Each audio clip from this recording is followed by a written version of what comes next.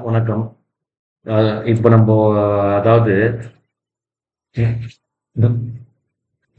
CAGR இப்போ அதாவது CAGR ஆண்டு வெர்சஸ் ரோலிங் ரிட்டர்ன் பத்தி பத்தி நம்ம பார்த்தோம். அதாவது இது வந்து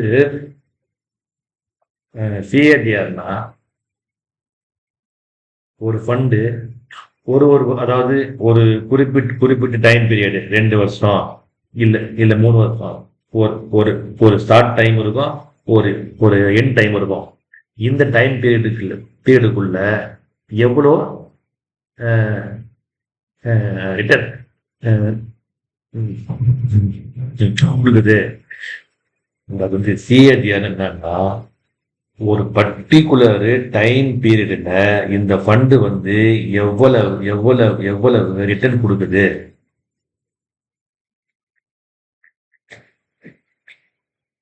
அப்படின்னு அப்படின்னு அப்படி அப்படின்னு அப்படின்னு சிஏஜிஆர் சொல்லுது. அதாவது எப்பவுமே வந்து ரிட்டர்ன் அப்படின்னாலுமே அது வந்து பெர் ஆனம் தான். நல்லா ஞாபகம் வச்சுக்கணும். ரிட்டர்ன் அப்படின்னாலுமே அது வந்து பெர் ஆனம் தான். அதாவது வந்து சிஏஜிஆர் ஒரு பர்டிகுலர் டைம் பீரியடு, ஒரு ஸ்டார்ட் டைம் இருக்கும், ஒரு எண்ட் டைம் இருக்கும். ஒரு 3 வருஷம், இல்லை ஒரு 2 வருஷம், 5 வருஷம்.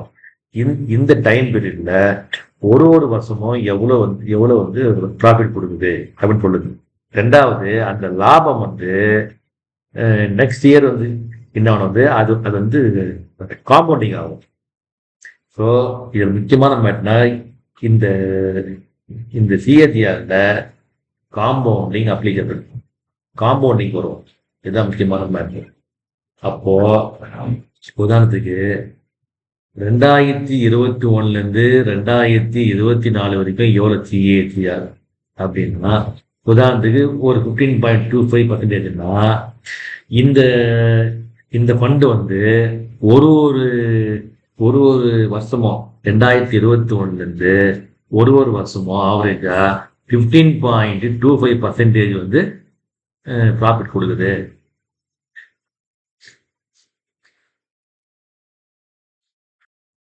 அப்படின்னு சொல்லணும். இப்போ அதே போல 2024 2027 13.48 வச்சுங்களேன். அப்புறம் என்ன அர்த்தம், 24 அதாவது இந்த 3 வருஷம் கேப்ல ஒரு வருஷமும் இந்த ஃபண்ட் வந்து 13.48% வந்து ப்ராஃபிட் கொடுக்குது அப்படின்னு அப்படின்னு புரிஞ்சுக்கணும்.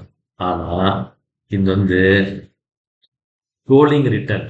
இது என்ன சொல்லுதுன்னா, இந்த இந்த கரெக்டா இந்த ஸ்டார்ட் டைமு எண்ட் டைம் சொல்லாது. இந்த ஃபண்டு இந்த ஃபண்டு இந்த ஃபண்டு வந்து இந்த ஃபண்டு இந்த ஃபண்டு வந்து ஆவரேஜா நெகட்டிவ் ரிட்டர்ன் வந்து தருமா, இல்லை வந்து ப்ராஃபிட் வந்து எவ்வளோ கொடுக்கும். இப்போ உதாரணத்துக்கு இதை பாருங்க. இது ஒரு ஃபண்டு. இந்த ஃபண்டு பாருங்க வந்து 3 இயர்ஸ் பாருங்க. இந்த 3 இயர்ஸ்ல நெகட்டிவ் ரிட்டர்ன் வந்து பார்த்தீங்கன்னா 5% வந்து வர்றதுக்கான வாய்ப்பு இருக்குது. அதே போல் வந்து 0 to 8%, இது வந்து கம்மியான ரிட்டர்ன் தான். 0 to 8% 14% தான் வாய்ப்பு இருக்குது. 8 to 12% வந்து வெறும் 10% தான் வாய்ப்பு இருக்குது. 12 to 15% வந்து 12 to 15% ரிட்டர்ன் பார்த்தீங்கன்னா இது வந்து 12.46% வந்து வாய்ப்பு இருக்குது. 15 to 20% ரிட்டர்ன் வந்து 17.54% வந்து வாய்ப்பு இருக்குது. ஸோ வந்து 20%க்கு மேலே இந்த இந்த ஃபண்டு வந்து லாபம் கொடுக்குமா அப்படின்றது 40% ப்ராபர்ட்டி இருக்குது. 40% வந்து வாய்ப்பு இருக்குது. இப்போ நம்ம என்னன்னா, இந்த வந்து நெகட்டிவ் ரிட்டர்ன் வந்ததுன்னா நம்ம இன்வெஸ்ட் பண்ண அமௌண்ட்டுக்கு இல்லை, கேபிட்டல் அந்த பணமே போயிடும். ஸோ அது வந்து நமக்கு வந்து நஷ்டத்தை கொடுக்கும். இப்போ இதே பண்ணிட்டு பாருங்க, 10 வருஷம் இருக்குது, 10 வருஷம் வந்து போட்டாருன்னா அவருக்கு 10 வருஷத்துல வந்து அவருக்கு வந்து நெகட்டிவ் ரேட்டிங்கே இல்லை. ஆனா 10 வருஷம், அந்த 10 வருஷம் வந்து அவர் வந்து வெயிட் பண்ணணும். அதே போல வந்து 0 to 8% கம்மியான வந்து லாபம் வந்து அவருக்கு இல்லை. 8 to 12% வந்து ரிட்டர்ன் வந்து அவருக்கு வாய்ப்பு வரும்னா வந்து வெறும் 3% தான். 12 to 15% லாபம் வந்து அவருக்கு வந்து 23% வந்து வாய்ப்பு இருக்குது. 15 to 20% லாபம் வந்து 49% அவருக்கு வந்து வாய்ப்பு. அப்போ 15 to 20% வந்து 49% வந்து அவருக்கு வந்து கண்டிப்பா வாய்ப்பு இருக்குது. 20% மேல 23% தான் அவருக்கு வந்து வாய்ப்பு. மொத்தல இவருக்கு வந்து பார்த்தீங்கன்னா 49% ப்ராபபிலிட்டி வந்து 15 to 20% லாபம் வந்து 49% வந்து ப்ராபபிலிட்டி வாய்ப்புகள் அவருக்கு இருக்குது அப்படின்னு நம்ம இந்த ரோலிங் ரோலிங் ரோலிங் ரிட்டர்ன்ஸ் வச்சு நம்ம தெரிஞ்சுக்கலாம். ரோலிங் ரிட்டர்ன்ஸ் வச்சு நம்ம தெரிஞ்சுக்கலாம். இதுதான் வந்து அந்த சிஏஜிஆருக்கும் ரோலிங் ரிட்டர்ன்ஸுக்கும் உள்ள வந்து டிஃப்ரென்ஸுங்க. பாருங்க, இதில் பார்த்தீங்கன்னா ஒரு இது எல்லாமே 2 years பீரியடு. 2013, 2013 இது மட்டும் பாருங்க, இந்த மந்த் மட்டும் மாறுது. அதாவது 2 years பீரியட். இது பார்த்தீங்கன்னா இது வந்து சிஏஜிஆர் வேல்யூ தான். இது வந்து அப்படியே வந்து சேஞ்ச் ஆகும் ஒரு டைம் பீரியடுக்கும் இந்த சிஏஜிஆர் வந்து சேஞ்ச் ஆகும். ஆனால் இதை வச்சு நம்ம ஒரு ஃபண்டு நம்ம சூஸ் பண்ணக்கூடாது. இந்த வேல்யூ வந்து அந்த அந்த ஃபண்டுக்காரரு அந்த ஃபண்டு மேனேஜர் வந்து பப்ளிஷ் பண்ணுவார், சரிங்களா? ஆனால் நம்ம பார்க்க வேண்டியது என்னன்னா இதுதான் ரோலிங் ரிட்டர்ன்ஸ் நம்ம பார்க்கணும், ரைட்? இப்போ நம்ம அடுத்து பார்க்க போகிறது வந்து XIRR அப்படின்னு பார்ப்போம். XIRR முதல்ல IRR அப்படின்னு நான் பார்ப்போம். அதாவது IRR என்ன? அதாவது IRR என்னன்னா internal rate of return. IRR அப்படின்னா internal rate of return. Internal rate of return அப்படின்னு பேரு. இதுக்கான அந்த ஃபார்முலாலாம் இருக்குது, பட் நம்ம அதெல்லாம் ரொம்ப வந்து போர்த்தவில்லை. இந்த எக்ஸல் சீட்லேயே இதுக்கான ஃபார்முலா இருக்குது. அந்த எக்ஸலில் போயிட்டு இதான் ஃபார்முலா, சாரி, IRR அப்படின்னு போட்டு அந்த காலம் B1 to B5. இப்போ வந்து ஃபார் எக்ஸாம்பிள் 1 ஜனவரி 2021 100 நான் பணம் போடுறேன். அதாவது நான் பணத்தை வந்து போட்டேன்னா, இன்வெஸ்ட் பண்ணேன்னா அதை நம்ம வந்து மைனஸில் வந்து போடணும். இன்வெஸ்ட்மெண்ட்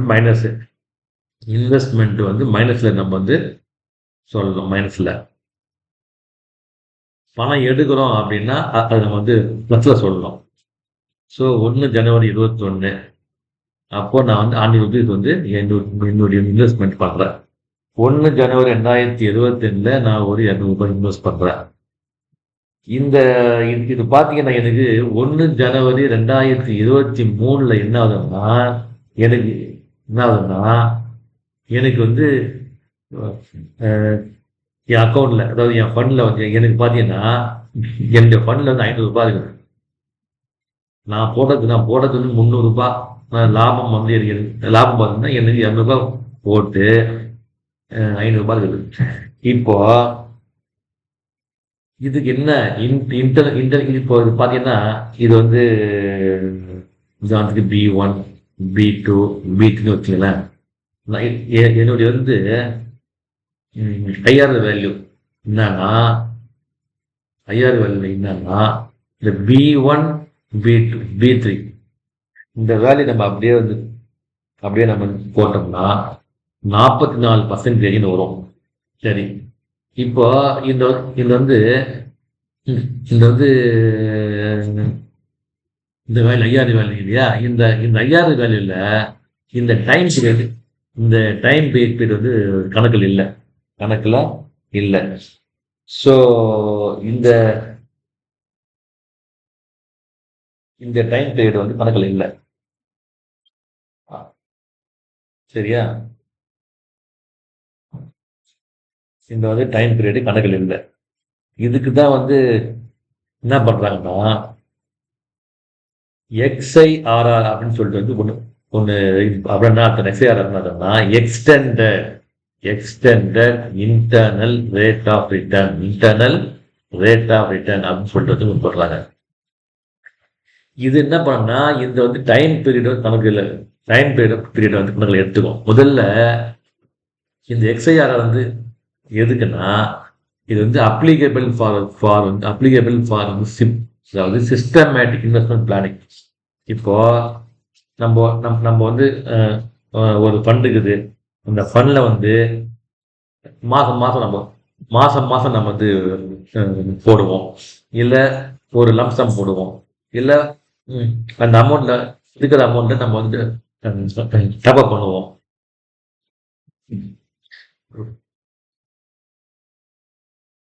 மந்த்லி சேவிங் பண்ணுவோம், மந்த்லியோ இல்லை வந்து இயர்லி சேவிங்கோ ஏதோ ஒன்று பண்ணுவோம்.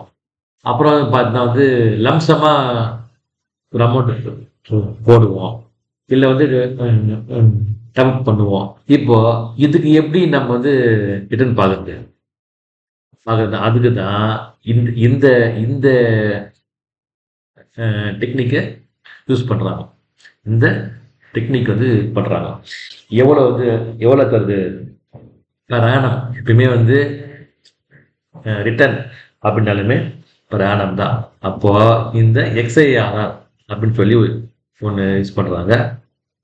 என்ன ஃபார்முலா? XIRR போட்டு முதல்ல இந்த வேல்யூ எவ்வளோ இன்வெஸ்ட் பண்ணுற, எவ்வளோ வித்ட்ரா பண்ணுற எல்லாத்தையுமே நம்ம இங்கே போடணும். B1 to B3 இந்த டைம் பீரியட் இது வந்து A1 வச்சுங்க. A1 A2 A3 அப்படி இது போடணும். A1 A3 போட்டுங்கன்னா ஒரு வேல்யூ வரும். என்ன வேல்யூ வரும்னா 44.95% வரும். வரும். அப்போ XIRR வேல்யூ வந்து பார்த்தீங்கன்னா சிஸ்டமேட்டிக் இன்வெஸ்ட்மெண்ட் பிளானிங்க்கு நம்ம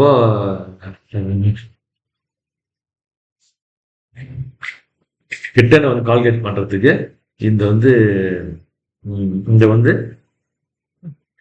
XIRR வேல்யூ வந்து நம்ம பயன்படுத்தி கொள்ளலாம். இப்போ வந்து லாஸ்டா வந்து ஒரு விஷயம் சொல்லிடுறேன். How to select mutual funds.